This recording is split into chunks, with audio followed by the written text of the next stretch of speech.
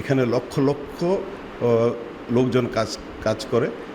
তাদের যে মূল যে র মেটেরিয়ালস, যে সুতাতে গত আমলে যারা অনির্বাচিত সরকার তারা ট্যাক্স বৃদ্ধি করার কারণে এখানে এইসব ব্যবসায়ীরা মার খেয়েছে, বিভিন্ন মার খেয়েছে। ক্ষুদ্র ব্যবসায়ীরা তাদের নিঃস্ব হয়ে গেছে।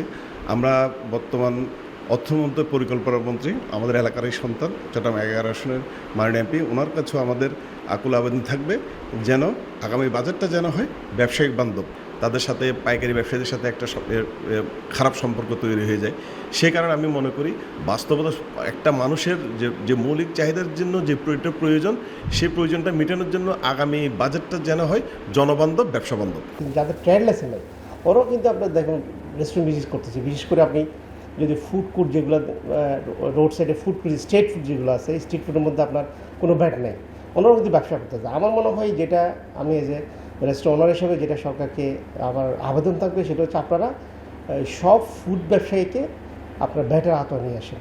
তখন দেখবেন যে ভ্যাট এখন আপনার এই কালেকশন হচ্ছে তার সে ত্রিপল আপনার কালেকশন হবে। গত বিএনপি সরকারের সময়ের মধ্যে এমন একটা করে দিয়েছিল যে মোটর পার্টস, যেটা রিকগনিশন মোটর পার্টসটা ওয়ার্কশপের মাধ্যমে আনতে পারবে, লাইসেন্সের মাধ্যমে, লাইসেন্স করে ওয়ার্কশপ যার আছে সে আনতে পারবে। আপনার এখন তখন আমরা আপনার কাস্টমস ডিউটি আপনার 10% করে দিতাম, 10%, এবং ভ্যাট দিতাম আমরা, আমদানির উপরে ভ্যাট দিতাম আমরা 5%। আপনার গত অন্তর্বর্তী সরকারের সময় আপনার 24-25-এ এমন একটা পর্যায়ে নিয়ে গেল, আপনার যেটা 10% আছে 10%কে 15% বাড়ে 25% করে দিচ্ছে, এবং ভ্যাটকে, আমদানির উপর ভ্যাটকে আপনার 7.5% করে দিচ্ছে গত বাজেটের মধ্যে। তো গত বাজেটের মধ্যে করে দেওয়ার পরে থেকে আমরা বলতে গেলে আপনার বর্তমান সরকার আপনার চাইলে পারবে যে এর আগে আপনার মোটর পার্টস কতগুলো রিকগনিশন মোটর পার্টস কত কন্টেনার আনছে, আর গত বছর আপনার করার পর বাজেটের পরে আপনার কতটা কন্টেনার আসছে, তখন আপনার চলে আসছে যে হিসাবটা।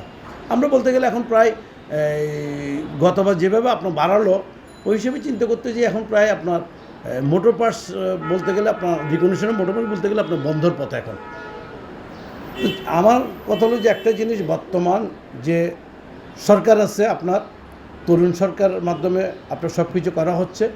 তো আগামী বাজেটের মধ্যে যদি আপনার এই যে আপনার এই আগের পর্যায়ে যদি নিয়ে যায় 10% এবং 5% আমদানির উপরে, এটা যদি নিয়ে যায় তাহলে আবার মোটর পার্টসটা আবার ব্যবসাটা ভালো হবে।